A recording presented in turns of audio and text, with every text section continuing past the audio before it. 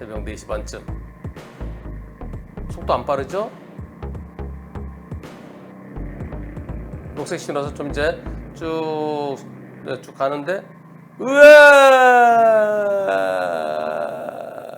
자전거 연두색 저기 녹색 신호등이 불빛에 비춰갖고 거기에 쏙 들어가 있어서 이게 보였을까요? 이게 저거요, 공유 자전거. 아, 저게 누워 있는 거예요, 혼자. 경찰서에서는 교통사고 볼 수 없다고 접수 안 된대요. 저는 아무런 보상도 못 받나요? 저 혼자 단독 사고인가요? 시청에서 영조물 보험으로 처리해 준다고 했었는데, 근데 그 보험사가 안 해준대요. 저는 오토바이가 생겼는데 지금 다 여기저기 다치고. 근데 그게 또 도난 자전거라고 하네 또. 아이 참나. 도난 자전거면 저 시청에서도 이거 도난 훔쳐간 거 우리 보고 어쩌라는 얘기야? 어떻게 될까요? 자, 일단 산재는 가능한가요? 치료는 무엇으로 받고 있나요?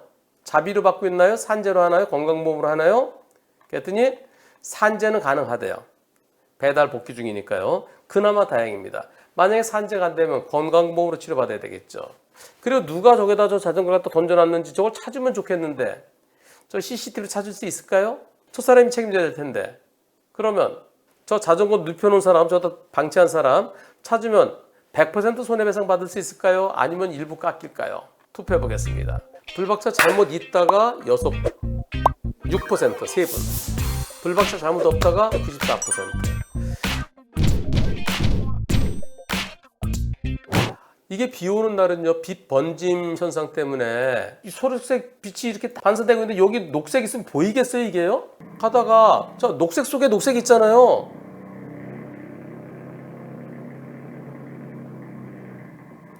와, 어떤 분은 또 그러실지도 몰라요. 가면 자 여기에 저건 저쪽에 있는 횡단보도고, 여기 있는 건 신호등 없는 횡단보도인가요? 신호등 없는 횡단보도에서 신호등 없는 횡단보도에서 속도 줄였어야지. 그게 꼬투리 될 수 있을까요?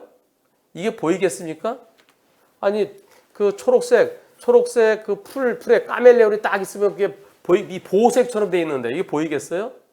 언제쯤 발견하셨나요? 그랬더니 이분께 여쭤봤더니 이때 발견하셨대요.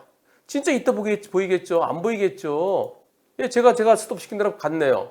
초록색 속에 연두색이 들어있어서 좀 보이겠냐고요? 저 부분 집합도 같은 색깔 부분 집합인데 이게 보이겠냐고요? 도대체 자전거를 왜 저기다 저렇게 던져놨나요? 그랬다가 누가 던져놨는지 모르지만 자기 가족이 저 자전거 밟으면서 사고 날 수도 있습니다. 그리고 저희 공유 자전거, 공유 킥보드 아무데나 그냥 방치하는 경우요. 저거 그냥 훔쳐다가 저렇게 아무데나 던져버리는.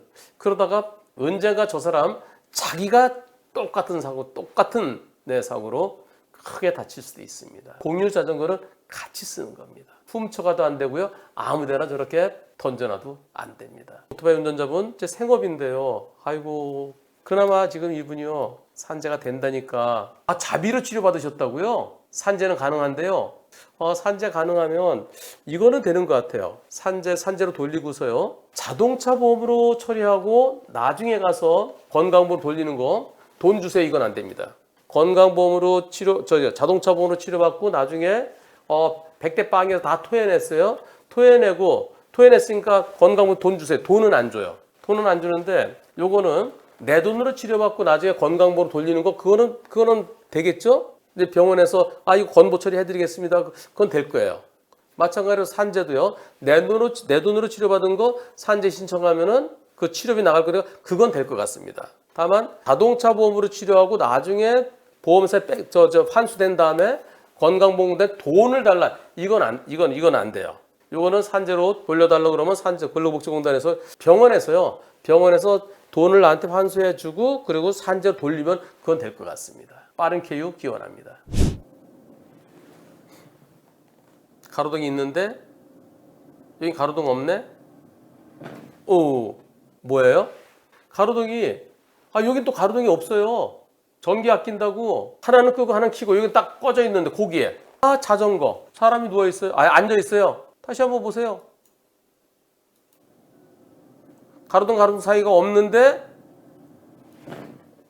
만약에 순서가 바뀌었으면 어떻게 됐을까요? 자전거가 여기 있고요. 사람이 여기 있는데 요걸로 바꿔놨으면은 와, 끔찍하죠. 사람은 안 부딪히고 자전거만 망가졌습니다. 보일까요, 저게? 가로등 켜 있다가 밝은 데서 어두운 데 탁 나오면 좀 보일까요? 저기에 자전거가 사람이 앉아 있을 것을 예상할 수 있나요? 불박차에 잘못 있습니까, 없습니까? 투표해 보겠습니다. 불박차에 잘못 있다는 분이 4%, 잘못 없다는 분이 96%입니다.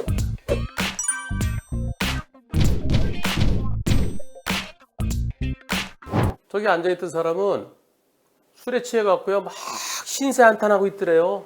네, 말도 잘 안 통하고. 경찰에서는 일단 자전거를 망가뜨렸으니까 불박차를 처음에 가해자로 얘기했었어요.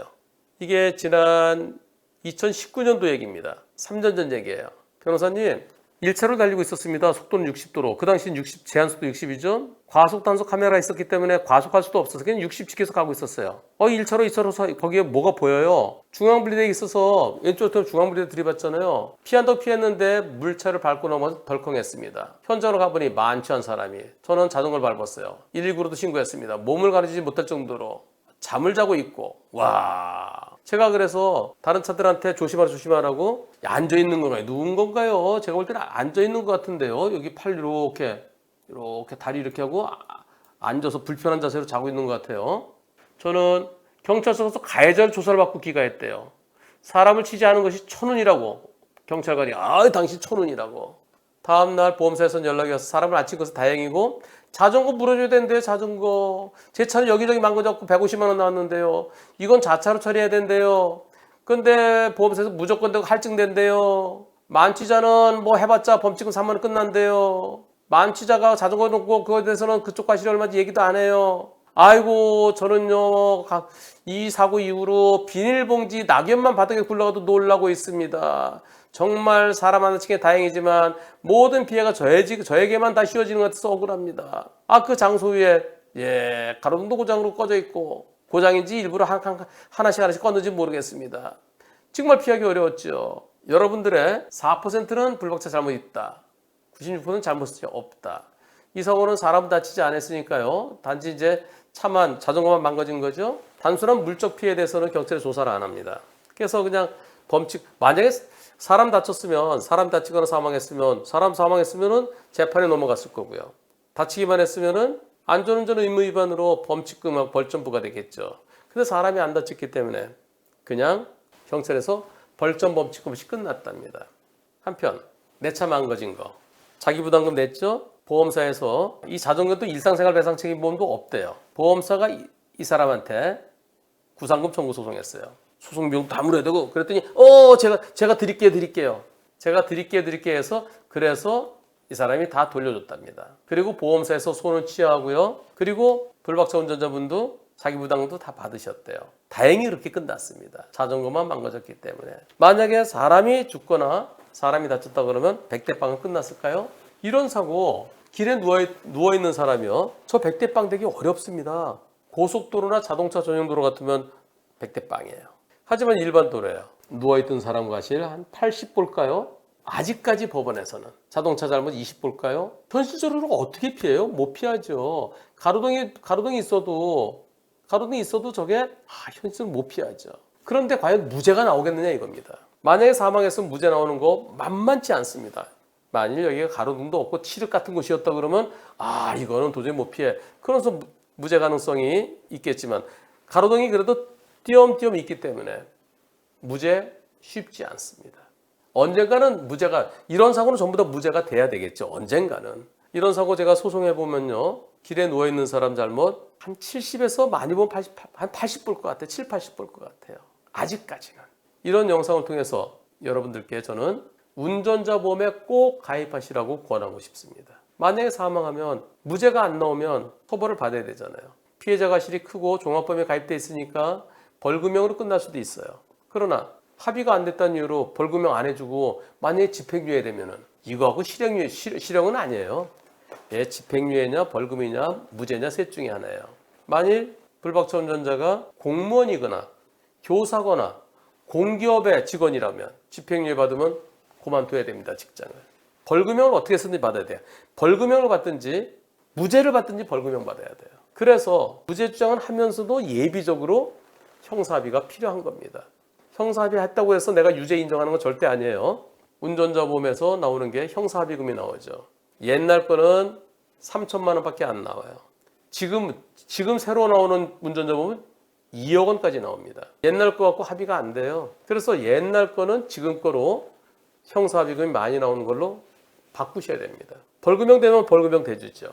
그리고 나 억울합니다. 무죄 주장하고 만약에 무죄가 안 되면은 형사합의까지 원만하게 됐으니까 만약에 무죄가 아니라 하더라도 벌금형에 선처해 주십시오. 저 공무원 생활할 수 있도록 저 교직원 생활할 수 있도록 국공립뿐만 아니라 사립학교도 똑같습니다. 저 공기업에 계속 다닐 수 있도록 제발 저를 무죄가 아니라면 벌금형해 주십시오.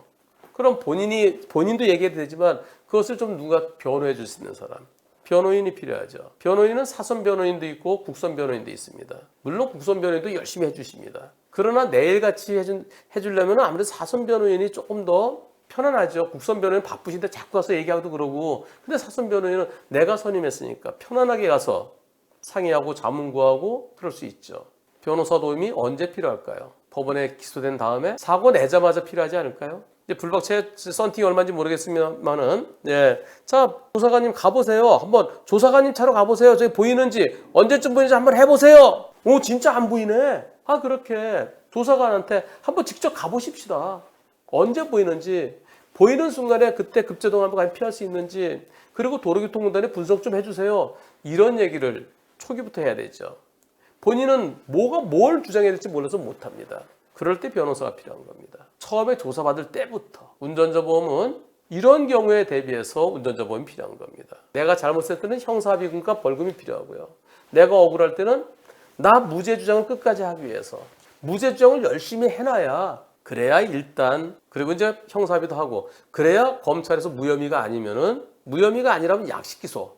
그럼 일단은 약식 기소 됐으니까 그 약식 기소에서 약식 명령 나오면 다시 한번 정식 재판 청구해서 무죄 주장하는 거죠. 정식 기소되면 내가 불안해질 수 있습니다. 그래서 기소된 다음부터 변호사의 도움이 필요한 그거보다는 처음부터 경찰 단계부터 변호사의 도움을 받을 수 있는 그런 운전자 보험이 저는 진정한 운전자 보험이라고 생각합니다.